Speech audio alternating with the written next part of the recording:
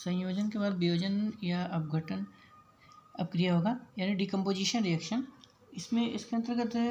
Decomposition मतलब decompose होना, यानी कि टूटना, ब्रेक होना, एक भाग से मतलब एक चीज़ से दो भागों में टूटना, या कोई भी चीज़ होता है जो ब्रेक डाउन होगा इसी को टूट जाएगा, इसी को डिकम्पोज रिएक्शन कहा जाता है। इसमें इस अपक्रिया में या ऐसी अपक्रिया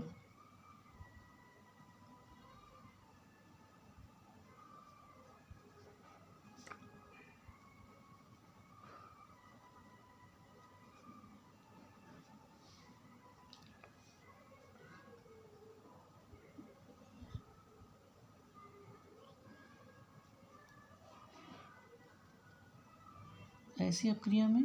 यौगिक किसी बाह्य कारक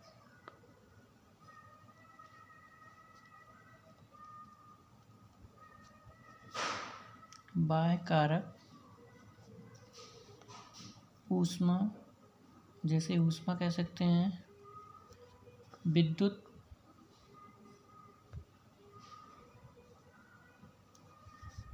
प्रकाश या कुछ अन्य रीजन भी हो सकते हैं, इनके मतलब बाह्य कारक की उपस्थिति में या बाह्य कारक के कारण या बाह्य कारक की उपस्थिति में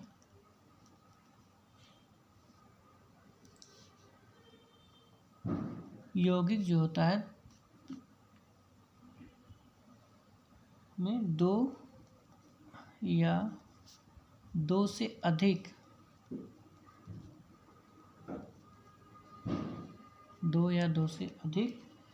छोटे यौगिकों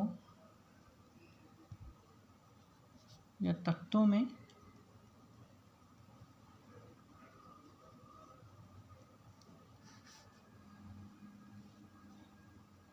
अपघटित हो जाता है, अपघटित होता है, तो यह अपक्रिया या ये इस अपक्रिया को अपघटन अपक्रिया कहते हैं, या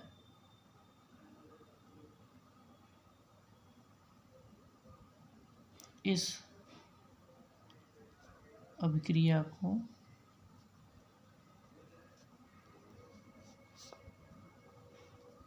अपघटन अपक्रिया कहते हैं।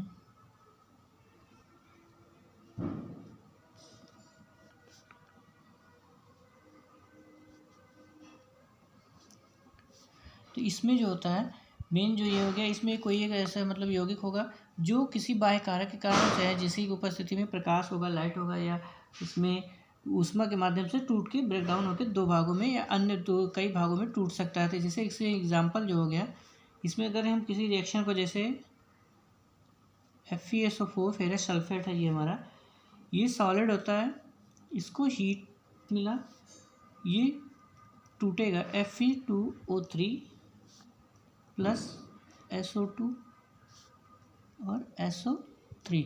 ये हमारा जो होता है फेरस सल्फेट जो होता है, जब इसको हीट मिलती है ऊपर से उपस्थिति में, तो एक यौगिक जो हो रहा है यहाँ पे देख रहे हैं हम 3 भागों में लगभग टूट जा रहा है, 3 भागों में ब्रेक हो रहा है, 3 यौगिक इसके बन रहे हैं। तो एक ही तत्व होता है या एक ही अपक्रिया में एक ही पदार्थ था या यौगिक था जो ये 3 भागों में टूटता है हीट की उपस्थिति में। तो ये फेरिक ऑक्साइड बनाता है और सल्फर डाइऑक्साइड और सल्फर ट्राइऑक्साइड बना लेता है। तो ये एक जो था, एक यौगिक जो होता है 3 भागों में अपघटित हो रहा है, ब्रेक डाउन हो रहा है, इसी को अपघटन रिएक्शन कहते हैं। अब ये हमारा सॉलिड होता है और ये दोनों हमारे जबकि गैस हैं। तो इस तरह से ये हमारा जो होता है रिएक्शन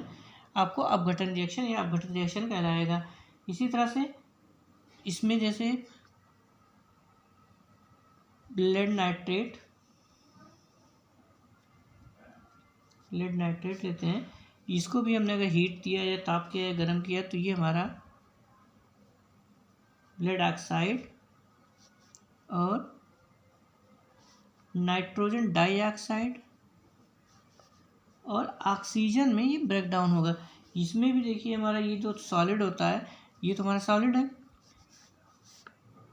लेकिन ये जो हमारा लेड ऑक्साइड है तो सॉलिड है, ये दोनों हमारा गैस बनते हैं। यानी एक चीज़ ये भी ध्यान दीजिए, मतलब जैसे ये सॉलिड था, सॉलिड्स में इसमें दो भागों में अन्य भागों में टूटता है तो ये गैस बनता है, ये भी गैस बनता है। और चूँकि ये हमारा सॉलिड, इसी तरह से ये भी सॉलिड था तो इसमें जो ब्रेकडाउन हो रहा है तो ये हमारा सॉलिड था लेकिन ये दोनों गैस बनते हैं। तो इस तरह से कोई सी भी जरूरी नहीं है कि वो सॉलिड ही होगा, कुछ भी बन सकता है। तो इस तरह से एक यौगिक जो दो भागों में या अन्य भागों में टूटता है इसी को वियोजन अपक्रिया या अपघटन अपक्रिया कहते हैं। यानी ये वियोजित हो रहा है। और इसी में जैसे ऊष्मीय अपघटन के माध्यम से, जैसे ये हमारा हीट दिया जा रहा है तो ये अगर ऊष्मीय अपघटन, जब कोई रिएक्शन ऊष्मा के माध्यम से या ऊष्मा के प्रभाव से दो या दो से अधिक भागों में टूट जाता है तो ये हमारा ऊष्मीय अपघटन कहलाता है। जैसे 2KClO3 ये हमारा है पोटेशियम क्लोरेट, ये ऊष्मा यानी इसमें ऊष्मा अगर दी जाएगी, ऊष्मा के माध्यम से ये टूटेगा 2KCl और 3O2। तो इस रिएक्शन को हम ऊष्मीय अपघटन कहेंगे इसको, क्योंकि ये जो होता है ऊष्मा के प्रभाव से, ये ऊष्मा के माध्यम से या ऊष्मा के कारण ही ये ब्रेक डाउन होता है, यानी ऊष्मा के कारण ही ब्रेक होता है, टूटता है। तो ये ऊष्मीय प्रभाव यानी इसे ऊष्मीय अपघटन कहा जाता है। जब कोई रिएक्शन या कोई यौगिक जो होता है ऊष्मा के कारण अपने स्थान पर टूटता है तो ये हमारा ऊष्मीय अपघटन कहलाता है। इसी तरह से इसमें विद्युत अपघटन यानी विद्युत के माध्यम से दिया जाएगा तो इसे टूट जाता है। विद्युत यानी कि इसमें इलेक्ट्रिक करंट जो होगा उसे फ्लो किया जाएगा तो इसके कारण जैसे इसमें हमारा जो होता है क्रिस्टल जो होते हैं, जैसे कॉपर सल्फेट के ये क्रिस्टल जो होता है इसमें करेंगे तो ये जल के अणुओं को निकाल के इसमें चेंज हो जाता है, तो ये भी हमारा बदलता है। और इस तरह से जैसे ऊष्मीय अपघटन, प्रकाश अपघटन भी इसमें होता है। जैसे प्रकाश के अपघटन जो होगा प्रकाशिक अपक्रिया के कारण जो होगा, इसमें जैसे हमारा रिएक्शन लेते हैं 2AgCl, सिल्वर क्लोराइड होगा, सिल्वर 2AgCl सिल्वर क्लोराइड, ये सूर्य के प्रकाश में यानी सूर्य का प्रकाश, सूर्य के प्रकाश की उपस्थिति में ये जो हमारा होता है सिल्वर Ag और क्लोरीन जो होता है इसमें क्लोराइड टूट जाएगा। तो ये Ag सिल्वर जो होता है हमारा, जो उसमें देखते हैं हमारे तो ये सिल्वर क्लोराइड जो होता है ये हमारा श्वेत रंग का, ये वाइट कलर का होता है, वाइट कलर का होगा। लेकिन जब इसमें सूर्य का प्रकाश पड़ता है रिएक्शन होता है तो यानी कि सूर्य का प्रकाश थोड़ी देर बाद ये क्या होता है, ये हमारा ग्रे कलर में दिखाई देने लगता है, यानी भूरा कह सकते हैं, ये ग्रे कलर में आ जाता है। सिल्वर हमारा ग्रे कलर में आता है, इसके कारण ये होता है कि ये हमारा ब्रेक हो जा चुका था, क्लोरीन इसमें गैस होती है अलग हो जाती है, ये सूर्य के प्रकाश उसमें Ag हमारा अलग हो जाता है, ग्रे कलर का नजर आएगा। स्टार्टिंग में जो स्लो होता है इसके साथ रिएक्शन करता है तो ये हमारा सिल्वर यानी व्हाइट कलर में नजर आएगा। लेकिन जब इसमें सूर्य का प्रकाश पड़ता है तो ये हमारा सिल्वर भूरा रंग का हो जाता है, ग्रे कलर का हो जाता है, इसलिए सूर्य की उपस्थिति में इसका अपघटन हो जाता है। इसी तरह से इसमें सिल्वर ब्रोमाइड जो होगा AgBr जो होगा, ये भी हमारा जो होता है सूर्य के प्रकाश की स्थिति में ये रिएक्शन करेगा तो ये इसमें भी सिल्वर और ब्रोमीन जो होगा हमारा अलग हो जाएगा। इस तरह से ये रिएक्शन जो होगा सूर्य के प्रकाश की उपस्थिति में होता है। तो इस तरह से जो रिएक्शन होगा यानी वियोजित हो रहा है, एक यौगिक हो रहा है दो भागों में या कई अनेक भागों में टूट जाता है। इसमें जो ये होता है KClO3 जो होता है ये अनुत्क्रमणीय रिएक्शन है, यानी कि दो भाग में दोबारा हो गया तो दोबारा वापस हमको रिवर्स नहीं मिलेगा, वो अनुत्क्रमणीय है यानी रिवर्सेबल नहीं होता, दोबारा ये नहीं मिलेगा। और इसी तरह से जो यौगिक हमारा ये है ये भी एक अनुत्क्रमणीय रिएक्शन होता है हमारा।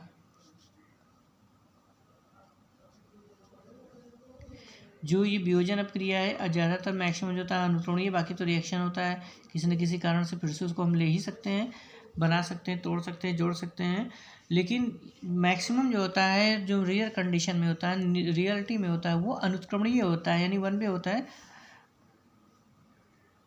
दोबारा हमको वो नहीं मिलेगा, यानी कि इस तरह से एक दो तीन भागों में टूट जाएगा। तो ये हमारा वियोजन रिएक्शन कहलाता है, यानी वियोजन अपक्रिया होती है जो एक रूप से यानी एक यौगिक जो होगा किसी बाह्य कारण के कारण या विद्युत होगा प्रकाश होगा किसी न किसी माध्यम की उपस्थिति में ये दो या दो से अधिक भागों में ब्रेक होगा, टूटेगा, इसी को वियोजन रिएक्शन या वियोजन अपक्रिया कहा जाता है। तो ये जो होता है इस तरह से कुछ रिएक्शन हमारी जो होती हैं ऊष्मा शोषी भी होते हैं, जो ऊष्मा की उपस्थिति, चूँकि हमारा रिएक्शन क्या है इसको ऊष्मा शोषी भी कहा जा सकता है क्योंकि उसमें सूर्य के प्रकाश दी जा रही है, सूर्य की ऊष्मा दी जा रही है, या सूर्य का प्रकाश ले रहा है, ये ऊष्मा दिया जा रहा है, हीट दिया रहा है, तो ये एब्जॉर्ब कर रही है ऊष्मा। उस ऊष्मा को लेके ये इनके यौगिक जो होते हैं, ये तत्व होते हैं, ये दूसरे फॉर्म में या दूसरे रूप में चेंज हो जाते हैं, दूसरे रूप में बदल जाते हैं। तो ये उसी ऊष्मा का उपयोग करके ये एनर्जी, इसमें कह सकते हैं एनर्जेटिक यानी इनके अणु मूलक में एनर्जी ज़्यादा हो जाती है या ऊर्जा ज़्यादा हो जाती है, तो ये अपने बॉन्ड को ब्रेक करके दूसरे में या अपने हिसाब से तोड़ के दूसरे रूप में बदल जाते हैं, दूसरे यौगिक तत्वों में चेंज हो जाते हैं। तो ये वियोजन यानी डिकम्पोजिशन रिएक्शन होता है। डिकम्पोज जिसमें कहा जाता है कि ये ब्रेक करेगा हमारा, इसी को डिकम्पोजन रिएक्शन कहा जाता है।